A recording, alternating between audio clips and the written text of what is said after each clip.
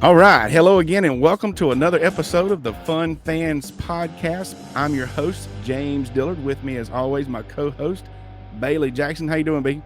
I'm good, James, and we're excited tonight. A very special guest. Very special guest. As you can see, we have Wayne Buckingham, former Clemson basketball superstar, on the show with us. We are super excited about that. And you know what? We're going to go into some huge announcements. We're going to highlight this weekend stuff. We're going to talk about the Final Four and the big dance.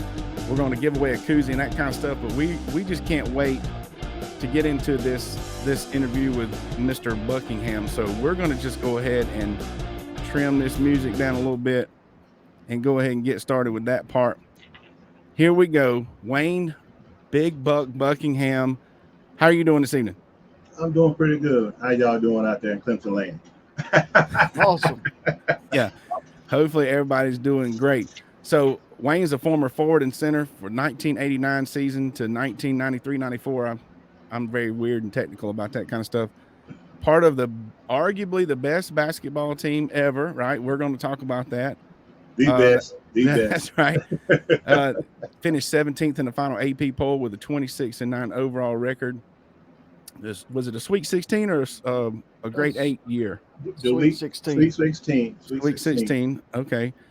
And Buck was the number one power forward coming out of Georgia, number one in the country coming out of Georgia back in 1989, McDonald's All-American.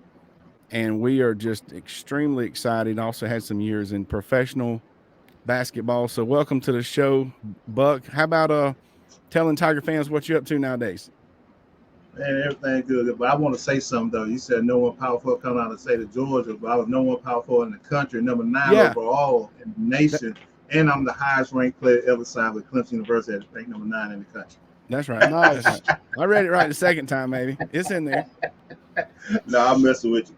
But no, everything's going good. I'm pleased to be here on the show with y'all tonight, giving us this platform to talk about some Clemson basketball and things that we got going on in the area. I'm a big Clemson diehard fan. I'm pretty much there every other weekend I can get back. I try to get back. Awesome. Yeah, we'll get in talking about that a little bit. That's kind of the basis of our podcast. First, let me ask you about your recruiting days. If we go back a little bit now, and I say go back now, of course, we're all pretty much the same age. Yes. So when you were coming out of high school in '89, I mean, those were the good old days, right? Yeah. Back, late '80s, early '90s anyway. But what was your recruiting experience like? And give us a little insight as to why you chose Clemson. Well, I'm from a small town called Bell Buckle up in Tennessee. Population 500. I tell this story where I go. I wasn't a regular child. I was bullied in high school. I was always bigger than all the kids. I was in the 5th grade, 6'6" in the 5th grade. And my story is that I never got to play junior high or junior pro basketball or sports because I had to move up to high school when I was in the 7th grade. I don't know how they did it, but from 7th grade all my life, I played on the high school team. And in football, basketball, and baseball because I was so much bigger than all the little kids and everything. So I tell this story all the time, but I started getting recruited at a young age. At 7th, 8th grade, and I started, got my first letters and here in Tennessee. But God blessed me to go to a transfer to Atlanta, Georgia, to downtown Atlanta, where I went to Southside High School down there to further my career because I think that's one of the reasons how I got to Clemson. But I went to a lot of Nike camps and 5-star camps and became one of the top players in the country playing basketball. But the recruiting part of it was crazy. I had to move like 2 or 3 times. Bobby Knight, Billy Tubbs, Mike Successor, they was just show up at my high school, and the high school I went to was Southside High School downtown Atlanta. Our center was 7'1". I actually played the three in high school. A lot of people don't realize that. I got recruited to Clemson as a 3 and everything. So our center was James Forrest. He played at Georgia. He played at Georgia Tech. So we had a nice big team.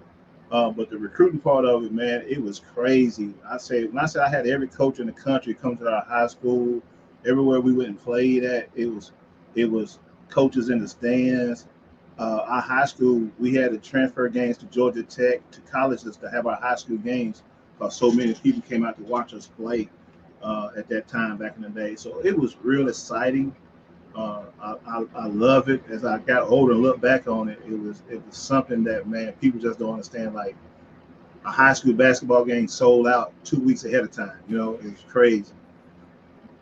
Wow. Yeah, that would be something. And that's, now you hear of these kids getting recruited so early, but you were really, really on people's list back in the late 80s, early 90s, if you were already getting looks and stuff and middle school and early high school. So that definitely says a lot. Well, when you got to Clemson, you played with some guys, some pretty big name guys at the time at Clemson because they were so good, but they went on to have some good careers. Dale Davis, Eldon Campbell, Sharon Wright, Chris Whitney. Do you keep in touch with those guys or Yeah. some of your other teammates? Who do you say you think you're closest with now? Well, let me tell you, I'm the guy. I keep in touch with everybody. There you go. And I'm be honest with you, we just had a Zoom call yesterday with Horace and everybody on there. I keep in touch with Tree Rollins, Horace, Larry Nance. Not only basketball but football too. Anybody that's I'm just a strong believer. But my bestest friend is Dale Davis. Mm-hmm. You know, I've been knowing Dale since I moved to Atlanta, so he's kind of like my peed in the pot. He's actually one of the reasons I came to Clemson. So, you know, I could have went anywhere in the country, but I wanted to play with Dale Davis. Coming out of high school, and he was actually one of the reasons I actually chose him out of that. A lot of people don't know that, but I stay in contact with Dale, Eldon, with all the guys, man. And you know, that's one thing I love about Clemson.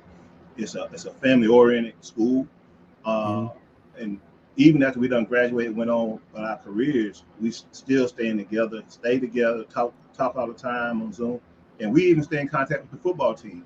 The James Traps, the Coach Fords, Michael Dean, like guys that was back then. That's the funny part about everybody understand. It's just it's a family. Clemson is family. Clemson is family. Yeah, we tell people that all the time on this program. That's why we love going back. That's why we do this, and we tell people that all the time. But you know, people that may be Gamecocks or Tar Heels, they don't quite understand it like we do. Right. Well, that's right. We talk bad about the Gamecocks and all that, but I had a lot of friends went to school there. But I love competing with those schools. I love waking up and having to play Duke, having to play the South Carolina Gamecocks, because my friends was on those teams. Yep. Right. You know, and I try to tell kids today what's different between the game today and back then. We was friends, but when we played, we was not friends. But as soon as we walked off the court or off the field, we kicked it. You know what I'm saying? That's right. Because it's called bragging rights. That's right. We left our fight, we left our attitude on the field, on the court. But once we walked off, we know how to turn it off, and we was just as friends. Because some of them same guys went to high school with us, we played with in high school. But it's all about competing. Right. And that's one thing I love about the old school compared to the new school today. Today is like everybody's still friends, but they friends on the court, off the court. The game kind of watered down a little bit. I tell kids all the time they're too nice. Too nice. When you get out there between the lines, it's time to go. Yeah, the other colored jerseys, the enemy. So if Dale Davis is your best friend, is there a good Dale Davis story, a good Dale memory that you could share with the fun fans? Oh, man, Dale. Hey, some of these stories I can't tell on the radio. Yeah. Right, yeah, so family-friendly show here. What I'm trying to say, like, we had fun. This is PG. Yeah, we had fun. Dale was the engine. He was he was high maintenance. What I mean by that, y'all seen him play. Y'all know he was a leader. You know, he was a leader. He led by example. I can tell you a story about Dale. We were playing against, I think it was NC State at home, and he went up and got a rebound, and I think it was over Tom Guglielmi's shoulder, and his shoulder came out of the socket, right? And everybody, coach out, Reno. And Reno was our manager back then. So, you know, Reno, when they came over there, he come over to the bench, he was leaning sideways and everything. And they took him back to old days. Lil John had the little gate right there. You go out, and the training room right there to the left. So took him in there, and, you know, we thought, you know, Dale was gone for the whole game or whatever. Next thing we know, Dale come walking out of the tunnel, with a piece of tape across his arm, just a piece of tape, and I mean it was completely out. Wow. This is out of the year we won the ACC championship. Now, check it out. He comes out. Coach Ellis looks like, "Are you good to go?" He's like, "Yeah, I'm ready to go." Puts him back in the game. He has 22 rebounds, 19 points, 5 block shots. Wow. With a discolorated shoulder. Played a whole year. We win the ACC championship. A lot of people don't know he played hurt the whole year. With a disc, it'll pop out, they'll pop it back in. I had one like that. Yeah, that's that rough. right there just showed me how good, like I knew it was in him, but that's one of the memories I have with Dale is seeing his work ethic and his pain con. So I commend him on that. A lot of people don't understand he played the whole year with a bum shoulder. He did not have the surgery till after the season. After we won the ACC championship, after they got beat by UConn and stuff. But he played the whole year with a bum shoulder. He maybe invented that tape. There's all the athletes now, they got that stuff that just looks like tape. They put it up across their knees and on their shoulders. Tape. What's it called? Right. Something like that. Yeah, Dale Davis I don't tape. know. I think he did. But yeah, Dale was a beast, man. We had a good team back then. We had Marion Cash, Big Eldon Campbell. I used to call E Big Smooth. He played 40 minutes, wouldn't break a sweat, have 22 and 12. Yeah. He was just so talented, And you had Sean Tyson, Ricky Jones, Donnell Bruce, Kurt Haller. When I say that probably was my best, I love those guys, man. You know what I'm saying? Because it was a different team from me understanding where I went and visit other schools and visit other guys. When I walked on campus, it was just like family. Right. It was just like family with those guys. All right. Well, you said that's the best team in Clemson history. So tell us what makes that team the best in Clemson history, in your opinion? What made that, for one, can I be honest on here? Oh yeah. Yeah. On one, we had the best coach ever been at Clemson, for one. Coach Ellis. Then two, we had on that team, we had 2 starting fives that could start in the ACC. Back then, we only had 7 teams. Mm-hmm. Our second squad was just as good as our first squad. See, a lot of people don't understand that. See, everybody, all the attention was on Eldon Campbell and Dale Davis, the Legion of Doom. Mm-hmm. But we was 10 deep. That's true. We was 10 deep. You take Sean Tyson, you take me, Sean Tyson, 4 and 5. You take Dale Davis 4 and 5. We had 2 best shooters in Kurt Howland and Derek Forrest. We had 2 players. We had 2 people to play every position. So practice. I'm gonna be honest with you. Practice was harder than the games. Oh, as it should be. Practice was harder than the games. A lot of people don't understand that. That's one reason I say that. Then 2, we won the ACC championship. We the only team that got a ring. That's the one. I know that the 70 team went to the Elite 8 with Horace Grant. Mm-hmm. You know what I'm saying? So on that team, you only had one NBA guy that went to the NBA. But what I'm trying to say, on our team, you had 4 or 5 NBA guys that went to the NBA. That's right. Our team had more NBA guys to leave than all the other teams. Now that still don't make that team the best team, but it's just people judge you on NBA talent. But we had more guys to go overseas and play pro ball, CBA and NBA off of that team. And you got to realize Lil John was sold out every home game. Place was packed. Every home game, Lil John was sold out. The fire marshals come, he didn't come in. See, a lot of people don't understand that 80, 90 year, basketball was crazy. It was like going to Duke. Well, and plus, kind of goes to what a lot of people have said about this year. Back then, and that was one of many, many, many years, that the ACC was the elite by far, and in everybody's mind, basketball conference, maybe the Big East, of course. Right. And then to win that conference was, that's an accolade that you couldn't touch. Even if they did it again this year, it'd be different. It was very special, and it was only 7 teams back then. So it's 16 teams now. So you got to realize we played everybody twice. You had to play Duke twice. You had to play North Carolina twice. You had to play Virginia. Don't forget about Maryland, Walt Williams, the Wizards. Every team. Then picture this: every AC team back then had 3 to 4 NBA guys on it. Wake Forest. Wake Forest had 3 or 4 NBA guys on it. I mean, every year. Yeah. So now you playing teams that might get 1.5 or don't have one. 1.5. So I'm gonna be honest with you now. So, but I do love what our guys did this year, though. I think they had a hell of a year. I think the players played their butts off. Was I disappointed that we got beat in the NIT? I don't feel like we should have got beat in the NIT, especially being a number 1 seed. Right. I can't accept that as a former player. No way you lose at home in the NIT. You can't lose at home. You ain't lost all year. You can't do that. I don't care what nobody say, but I'm proud of what they accomplished this year. And now, can we do it again next year? Can we do it the year after that? I want to see consistency year after year after year. Right. Well, that was my next question. Actually, is kind of your thoughts on this year's team, because I think it was a special year, kind of a roller coaster year, of course. But I mean, it was a good team to finish third in ACC this year was good. But what do you think is different? Not just about the two teams. What do you think's different now? And this is a little bit off script, but hopefully it'll be okay. As far as being a player, like you're saying, these kids, it did seem like a special team, and they had a lot of talent, and we hope to do it again. But I think there's already some people talking about transfer portal, this and that.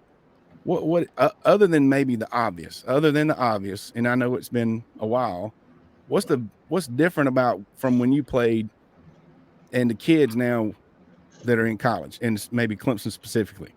Well, what's different between this Clemson team? I'm gonna keep it real with you. We didn't have a go-to person. When we had the lead, we had 2 or 3 people we can go to that's going to score the basket. We lived and died by the three.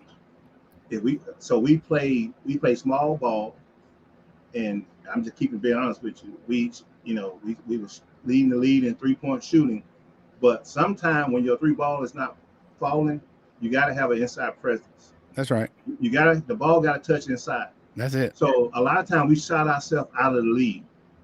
What I mean by that is 3 ball wasn't shooting. We should have went inside. We should have played inside, kick it out, played inside, kick it out. You got to come down and get a basket.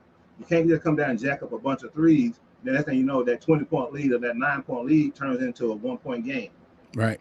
So now the pressure's on, and I think the difference today, everybody lives by the 3. Yep. Yes. Everybody lives by the 3. And if I get a 5-point, 6-point lead on you, I'm going to milk the clock. I'm going to take it inside. You're gonna try to shoot a bunch of threes. We're gonna defend the 3-point line. You're gonna miss. So you're gonna 90%, 80-90% of the time you're gonna lose. And I'm gonna keep the lead. I'm gonna tell you, I just watched the Miami comeback in the second half. They made no 3-pointers in the second half, and they came back because they defended and they scored at the rim and got to the free throw line. Yeah, that's. You have to be a well balanced in any sport. There's multiple ways to score the ball. You have to be a well-balanced team, and it's just like what we're all saying is you live by 3, die by 3. I was at that NIT game, and that's exactly what happened. Shooter's mentality is you just keep shooting. Well, we kept shooting, but it just never started falling for any of the players. It was the coldest second half that I had seen out of Clemson all season long, and that's super unfortunate, but it is. You got to be a well-rounded team to really be that good. So, yeah, definitely. I mean, that 90 team's definitely the thumbs up on the best team in Clemson history. What do you think, Bailey? We'll go along with Wayne on that one. I'm not going to disagree with you. Not going to disagree with Buck. Nah, we appreciate him on that one. That's cool. You say you get back, and and you're a fan. So tell us a little bit. We started this podcast about what it's like to be a fan. Give us a fan experience. I'd like to know a fan experience, maybe at a football game or something, when you were a player, and then what it's like now when you go back to see Clemson, whether it's football, basketball, whatever. Man, can I tell y'all the truth? Yeah, yes, nothing but the truth. I did not know y'all went through this type of stuff. Listen, I commend the fans. That's right. Hey, if y'all out there, y'all hear me, listen, I love y'all. I commend y'all for what y'all go through to come and watch us play football or basketball. Thank you. Appreciate that. We enjoy it. Hey, listen, I swear to God, I didn't know y'all go through this. My my experience of being a fan was when I first came back to Clemson to a football game. I think it was it Notre Dame or Florida State. I had to park.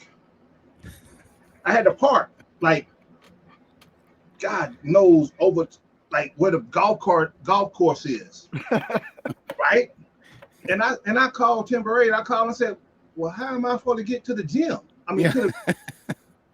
I said, "What? Walk?" So you better come get me. And you know you got a golf cart. Somebody got to come and get me. You know what I'm saying? I said, "Lord have mercy."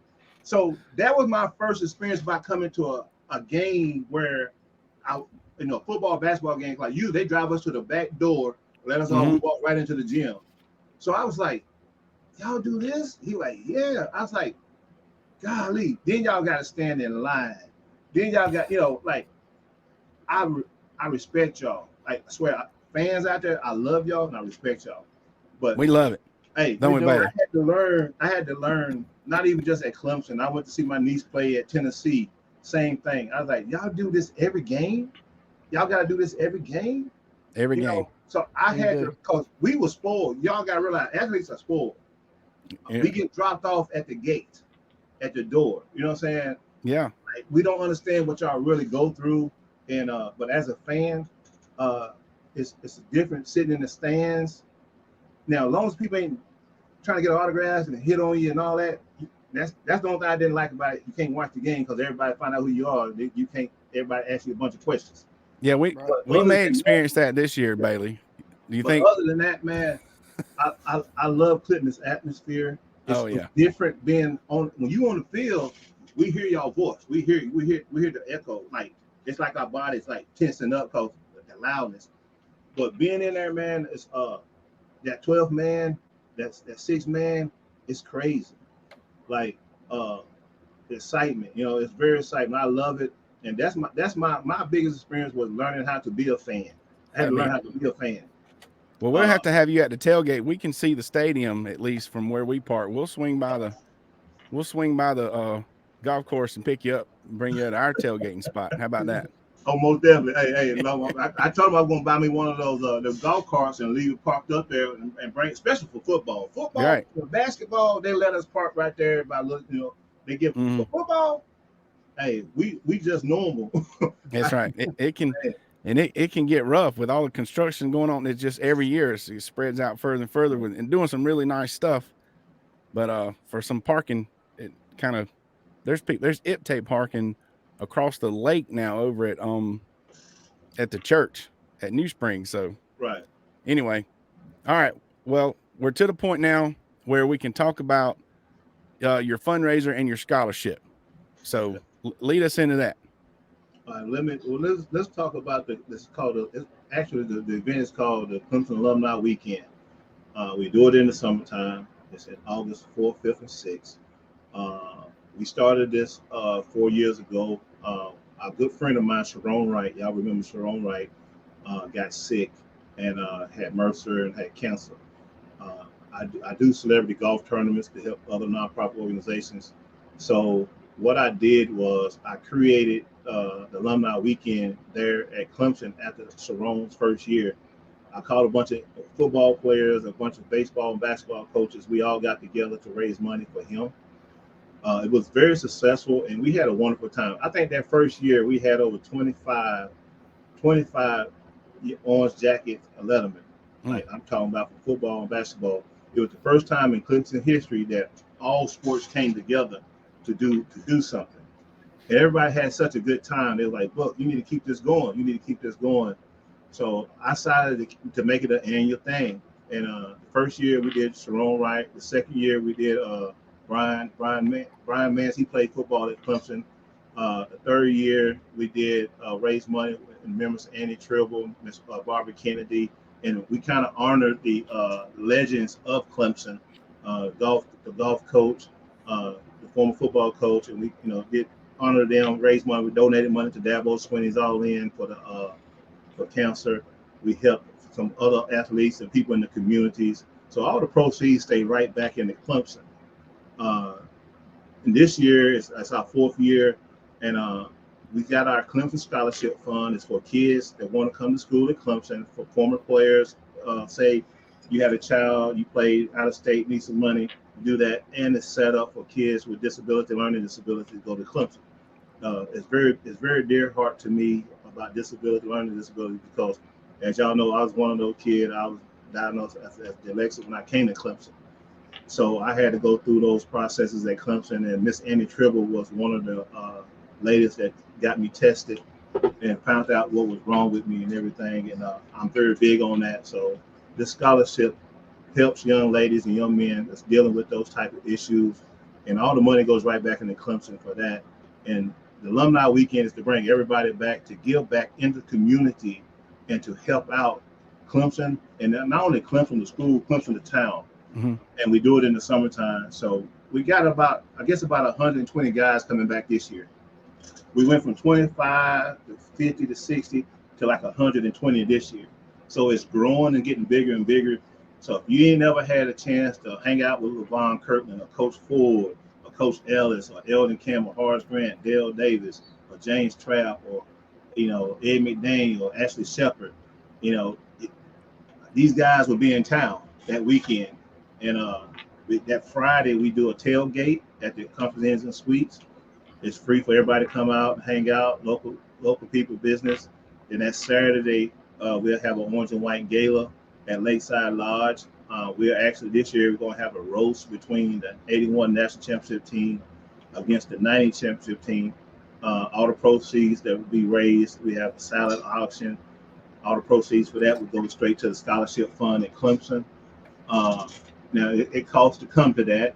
We have a VIP for $100 a ticket, or general admission is $50 a ticket to come out to that, and excluding food and the opportunity to hang out with all the former and some of the new guys will be there too for that. So it's growing, man. I'm so happy about it, because give these guys the opportunity to come back to Clemson and see Clemson. You come back on a game day, it's only so much you can do. You come back in the summertime, most of the kids are gone. So, IPTAY does a tour and take us around and show everybody the new facilities and all that stuff. So Nice. it goes off very well, and it's growing. And this year we're going to have y'all there broadcasting live. There it is. That's There's it. the big announcement. Yeah. So, Coach Ford, Coach Ellis, Coach Jackson, and Coach Dillard. I mean, just all in one place at one time. Nobody wants to miss it. So yeah, I'm excited about that. That the roast between the two championship teams. That sounds like that's going to be a hoot. And you're exactly right about Clemson. It's so different if you haven't been there in a while, and it's definitely different on a game day than any other day. And when the kids aren't there, actually, one of our other friends, Bubba Britton, with the Alumni Association, recently hosted, I think it was the second or third annual spring break for the alumni deal, and that's I keep missing it, but I keep hearing that's going over really well. So we're excited to be a part of this. We're going to be helping Wayne and his fundraiser and promoting this thing, like he said, and we're going to be getting the word out there. All the links, hopefully y'all can see this website on the screen, right? Yes. So the website, and we're going to start putting that link out on all of our social media. If you can't come, please share it. That's what we ask you to do. And really, whether you're a Clemson fan or your family of a Clemson fan or something like that, it is really for a good cause, and it'll be a fun time for everybody, the whole weekend. Yeah. So if you can't come to one part, come to another. It's going to be awesome. We're really, I don't know if I'm twisting his arm. We'll hopefully have J-Do there as well. Some of our listeners know J-Do, but that's going to be a really, really good time. Wayne, is there anything else you need to add about that? Well, just if they, on the website right there, just Google Clemson Alumni Reunion Weekend. It'll come up, or click on the link. And they do have sponsorships. We're looking for sponsorships for the gala, looking for sponsorship for the golf tournament. Just a quick rundown. I know it's on there. Friday will be the tailgate from 5 to 11. Saturday from 5 to 11 will be the gala at Lakeside Lodge. Then that Sunday at Bostonville Golf Course, we'll have the golf tournament. And this year's theme is Kentucky Derby theme. It's sundresses and hats. And we'll have best dress, best sundress, best hat, and everything. So it's family oriented. You can bring your whole family, your kids and stuff. We got game stuff set up for that Friday and Saturday morning. We got games set up for the children in Bowman Field and at the hotel to play. Like I said, it's just a fun weekend. All proceeds go back into Clemson to the scholarship fund. Goes back into helping one of the former Clemson Tigers or somebody that's in need in the town, in the area. If you go on here, it tells you everything. But, hey, come out, man. Enjoy yourself. You never know who's going to be there. We're going to be posting who else coming. But it's just not for football. It's football, basketball. We got women's basketball coaches and players is there. You got baseball. But it's going to be a lot of great people that you used to watch play the game at Clemson. And it's a chance you get autographs, take pictures, and hang out, eat, and enjoy yourself, and play some golf, and help raise some money for a great cause at Clemson. Awesome. Well, we are definitely looking forward to it, and we appreciate you being on the show. Like I said, we will continue to stay in touch with you. We may have you on again. We'll have some of those other folks on that'll continue to promote this from now until August, and we will definitely be sharing it on our social media, talking it up all around the upstate and all over the state of South Carolina. Anybody listening, if you have any questions, feel free to reach out to me, and I can put you in touch with Wayne, or just reach out directly to him, I'm sure. And we're gonna get this thing. It's gonna be big. Dory Kid's gonna have to be there. All right, she's been on the show before, so Dory, if you're listening, you might as well just buy you a couple tickets, come to the gala. It's already open. It's already you can purchase them right now. They're going fast, so jump on there and buy you some tickets for the weekend. Awesome. Just look for y'all, man. We appreciate y'all, really do. We want to support Fan Paul, and they're gonna be our podcast show, and we really look forward to the relationship with y'all and growing this thing.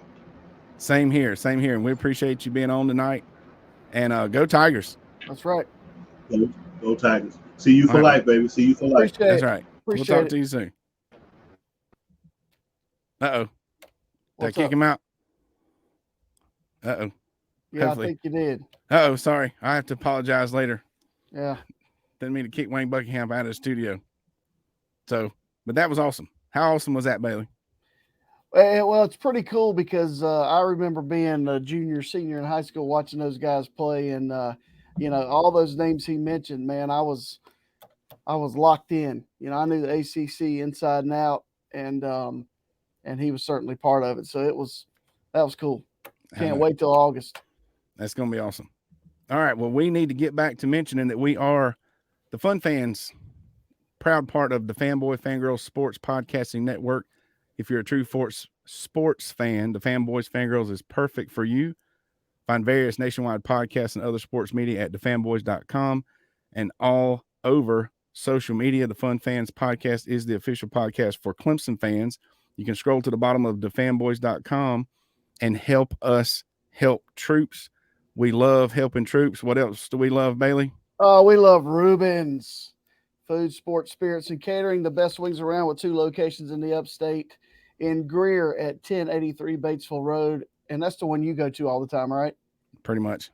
And 11028 Anderson Road in Piedmont. You can find them, and it's on your screen at rubensc.com. Rubens is simply a great place to eat for all sports fans. Thank you, Rubens. Thank you, Rubens. All right, so back to some other news. Bailey? In other news. Now, listen. The Clemson City Council is deciding whether or not to change their ordinance on public disorderly conduct. Can't believe I don't have a picture for this. All right, well, this week it was reported that they are thinking of adding public urination and defecation to their list of things you cannot do. This is a good picture. Okay, so I'm really thinking that I didn't understand that was not already on there. I mean, it's a free country. No. Maybe. No. So it does, like I dug a little bit deeper, and it doesn't say it specifically. All right, but Clemson fans out there, Clemson people, do not go potty in public. If you do, the Clemson City Council is going to hammer down on you. We thought it was already a law or a statute. They said they had porta-johns. Maybe we need nicer porta-johns to encourage people. And they do have surveillance cameras. Oh, my. There were 10 sightings of public urination on surveillance cameras just last weekend alone. I'm All sure right, those so were visiting fans. Those had to be visiting fans. they weren't fans. It was normal weekend traffic for Oh, Clemson. students. Well, that could bring up that there's the reason for the Porta-John. Right. We kind of stopped our Porta-John segment.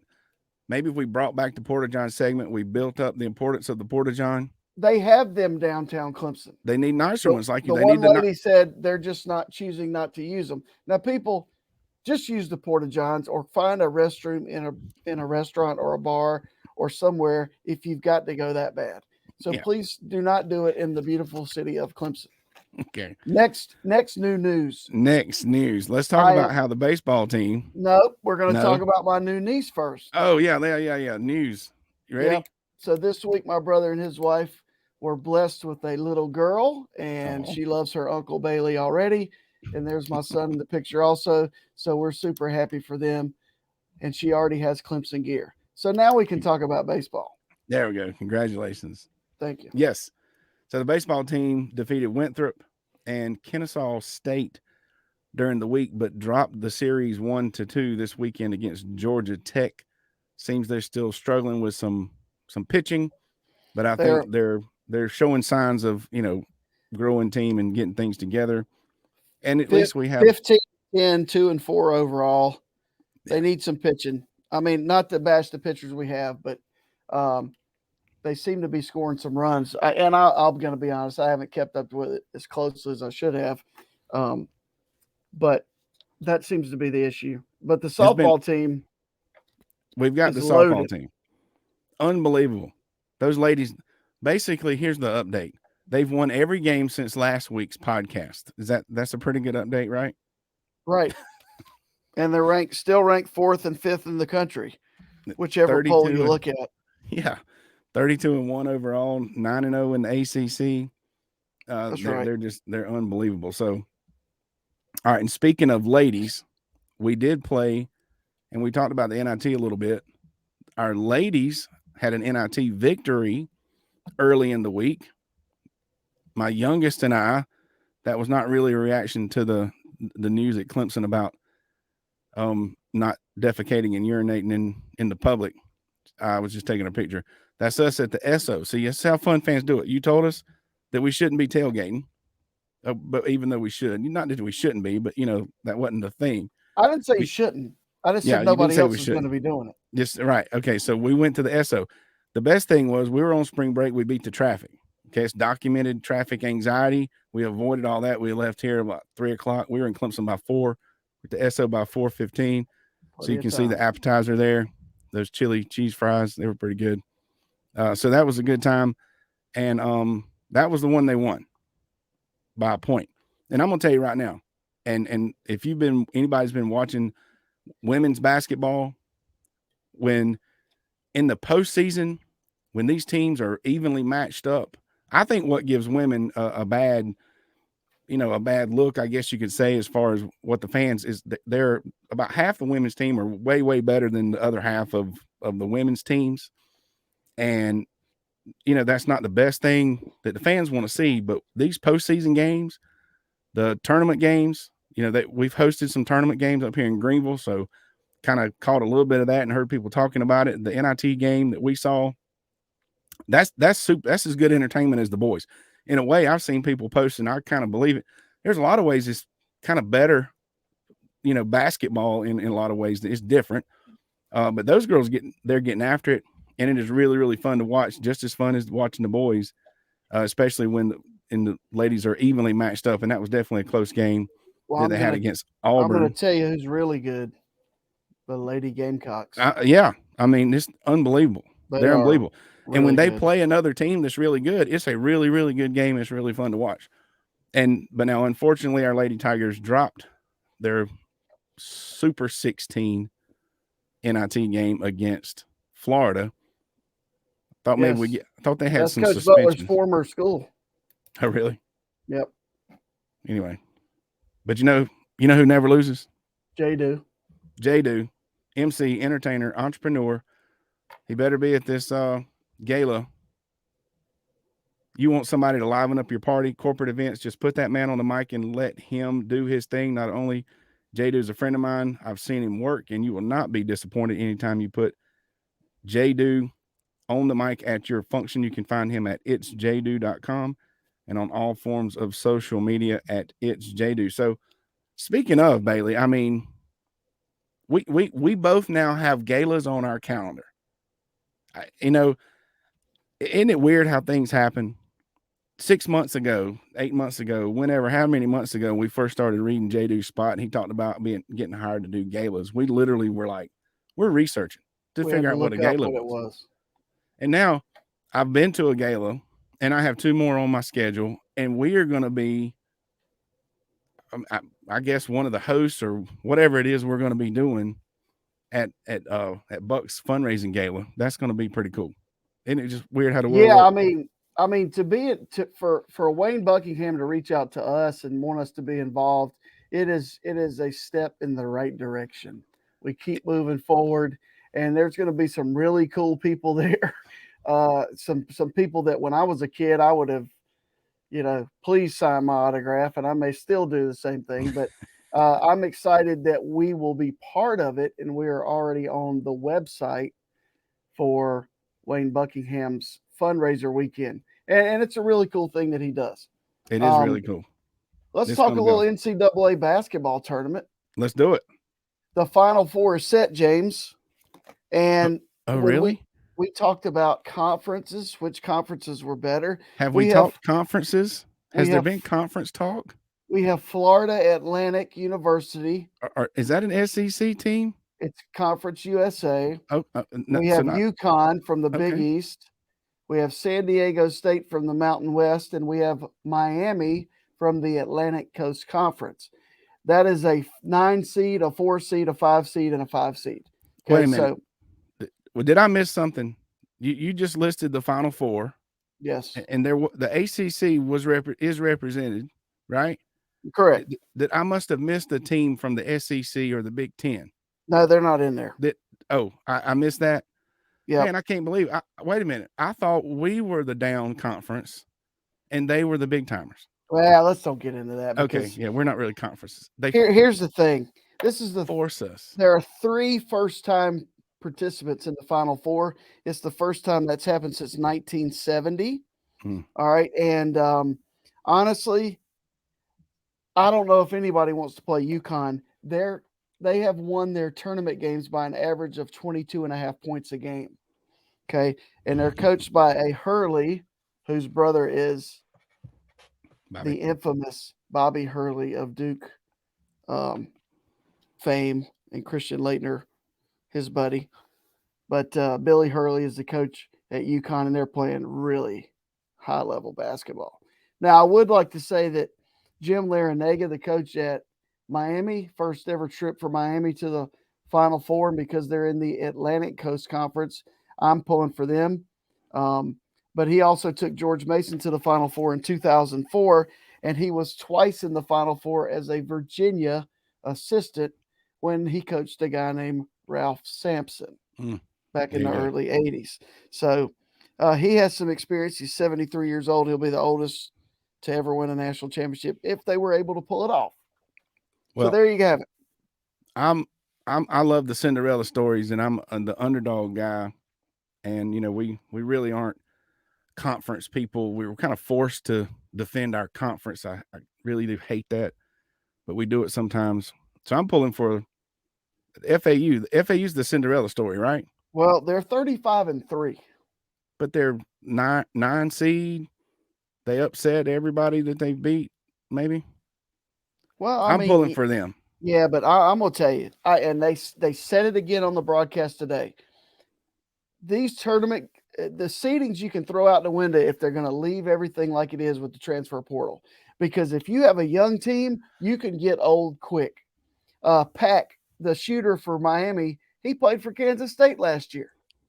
Well, okay, all that's true, but you can't throw I don't know about throwing the seeds out the window, because those seeds mean what they mean. Somebody, right. The powers that be thought that this team should be a 1 and this It team should means be they a get 2. to wear their white uniforms. Yeah, et cetera, et cetera. So if they're with a 9 seed, the powers that be thought they were, I used to be a math teacher, Well, whatever 9 times 4 is. They just did the analytics, strength of schedule, conference, that kind of thing. And but they're really good, really The good gap is basketball team. closed. The gap is, or they and almost getting non-existent. smaller. Yeah. But yeah, throw them out the window. Then why don't we just let everybody play? That's I tell you, another discussion maybe once the big dance is over we can have on the podcast is should the tournament be double elimination? How cool would that be? No. We'll talk about it later. Oh my Anyway, gosh. speaking of March Madness and the pool, who's winning our pool? Wait a minute. Give the scenario where Bailey's mom is going to win. Okay, mother. So we have a matchup of Saturday, 6:09, Florida Atlantic and San Diego State. That doesn't matter. The next game, UConn and Miami. So the guy that's in the lead, Joseph, and my mother, who's in second, my mother has Miami and he has UConn. The winner of that game should win the championship right here on the inaugural Fun Fans bracket March Madness. The name's too long, but our first pool. Yeah, so mom, koozie. Go get a mom. Go Miami. The winner will get both a koozie and a tumbler. From where? Diamond Etch Products. Our friends at Diamond Etch Products. These guys have mastered a diamond laser engraving process. They can put almost any design on items such as license plates, yard signs, tumblers, water bottles, and more. For a high quality, forever lasting custom engraved product, check out Diamond Etch Products at diamondetchproducts.com. For inquiries, email Jalen at diamondetchedproducts.com. So speaking of that, it's time for the giveaway. We are giving away a diamond etched Fun Fan tumbler.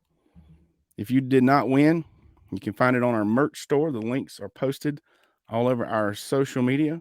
But this week's winner from our Facebook followers, you just got to follow us on Twitter and Facebook. I guess I might need to add Instagram on there, start rotating around or something. Yeah. I don't know. But this week was drawn from our Facebook followers.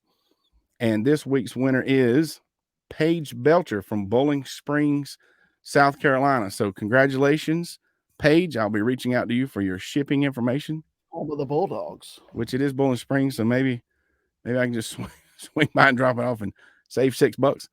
Yeah, but congratulations. And we do appreciate your support of the Fun Fans podcast. So make sure we do that. Now we can't end when some big time things have been happening. Okay. It's like Bailey pointed out. We had Wayne Buckingham on here. Hopefully he's not mad. I cut him off, Wayne. I'm sorry. It's like Batman. It's like Bruce Wayne. Wasn't me.